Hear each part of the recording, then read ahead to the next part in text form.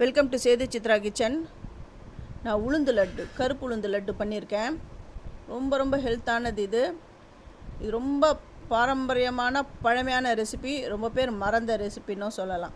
இதுக்கு நான் கருப்பு உளுந்து எடுத்திருக்கேன். கருப்பு உளுந்து இல்லாதவங்க வெள்ளை உளுந்து கூட எடுத்துக்கோங்க. ஒரு கடாயில் 1 கப்பு உளுந்து போட்டு அது நல்லா வறுக்கிறேன்.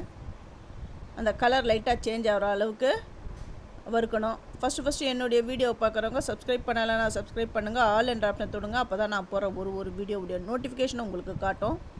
உங்களுக்கும் யூஸ்ஃபுல்லாக இருக்கும். வறுத்ததை ஒரு தட்டில் கொட்டி ஆற விடணும். இது எப்படி வறுபட்டுடுது எப்படின்னு தெரிஞ்சுக்கலான்னா, ஒரு 2-3 உளுந்தை எடுத்து அப்படியே அந்த இஞ்சி பூண்டு நசுக்கிற அந்த கல் இருக்குது பாருங்கள், அதில் அப்படி நறுக்கி பார்த்திங்கன்னா 4-5 பீஸாக ஈஸியாக உடஞ்சிடும். இந்த வெளிச்சத்தில் வச்சு நான் உங்களுக்கு காட்டுறேன். அந்த கல் வச்சு நெசுக்கிறேன் பாருங்கள்.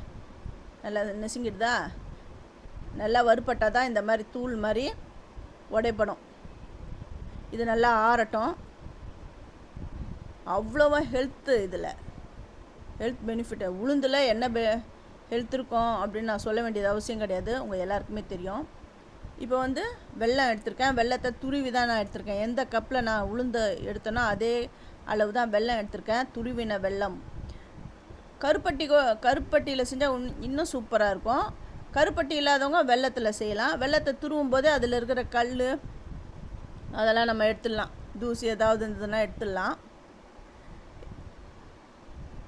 இப்போ மிக்ஸி ஜாரில் போட்டு அந்த உளுந்தை ஆற வச்ச உளுந்தை போட்டு பொடி பண்ணி எடுத்துன்னு வந்துட்டேன். பாருங்க, இப்படி பொடி பண்ணிட்டேன்.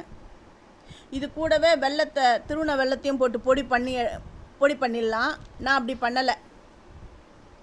நான் என்ன பண்ணேன், நல்லெண்ணெய் விட்டேன். இந்த கருப்பு உளுந்தை இதில் நான் சேர்த்துட்டு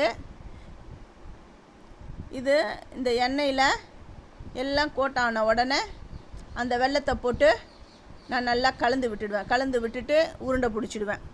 சில பேர் நீங்கள் என்ன பண்ணுங்கள், இந்த மிக்ஸி ஜாரில் அந்த உளுந்தை பொடி பண்ணிவிட்டு அது கூடவே கடைசியில் பொடியான உடனே அந்த வச்சுருக்கிற வெல்லத்தையும் போட்டு பொடி பண்ணிவிடுங்க.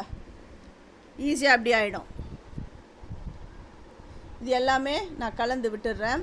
இதுக்கு ஏலக்காய், முந்திரி, நெய் எதுவுமே சேர்க்க வேண்டியது கிடையாது. அதெல்லாம் ஆப்ஷனல் தான். வேணுன்றவங்க அது சேர்த்துக்கோங்க. நான் இது ரொம்ப பாரம்பரியமான ஒரு ஸ்வீட்டு. எங்கள் பாட்டி எப்படி பண்ணுவாங்களோ அதே மெத்தடில் தான் நான் பண்ணி காமிச்சிருக்கிறேன். இது 50 வருஷம், ஏன் 100 வருஷம் பழமையானது. இது அவ்வளோவும் ஹெல்த்து. இது அந்த காலத்துலலாம் அந்த பெரிய பொண்ணுங்களாம் ஆனவங்களுக்கு இந்த மாதிரி செஞ்சு கொடுப்பாங்க. நல்லெண்ணெய் நிறைய விட்டு நல்லா கருப்பு உளுந்தை வறுத்து அப்படி செஞ்சு கொடுப்பாங்க. இந்த மாதிரி உருண்டை பிடிச்சி வச்சுடுவாங்க. சின்ன பசங்கள்லேருந்து எல்லாருமே சாப்பிட்லாம். இதுக்கு நான் எந்த ஸ்வீட் பண்ணாலும் உப்பு சேர்ப்பாங்க. இந்த ஸ்வீட்டுக்கு நான் உப்பு சேர்க்கலை. ஏன்னா வெல்லத்தில் ஆல்ரெடி உப்பு இருக்கும். அதனால் நான் அந்த ஸ்வீட்டில் நான் உப்பு சேர்க்கலை. கடன்னு உருண்டை பிடிச்சி வச்சிடலாம். நல்லா சூடாக இருக்கும்போதெல்லாம் கையை விட்டுறாதீங்க. வெதன்னு வரும். அந்த டைமில் உருண்டை பிடிச்சி வச்சுடுங்க. இதை அப்படியே நான் புட்டு காட்டுறேன் பாருங்கள், எப்படி இருக்குது பாருங்கள். உங்களுக்கு இந்த ரெசிபி பிடிச்சிருந்தா உங்கள் ஃப்ரெண்ட்ஸுக்கும் நீங்கள் ஷேர் பண்ணுங்கள், லைக் பண்ணுங்கள், அப்புறமா ஹைப் கொடுங்க. இதை புட்டு காட்டுறேன் பாருங்கள். செம சூப்பரான உளுந்து லட்டு ரெடி ஆகிடுது. தேங்க்யூ.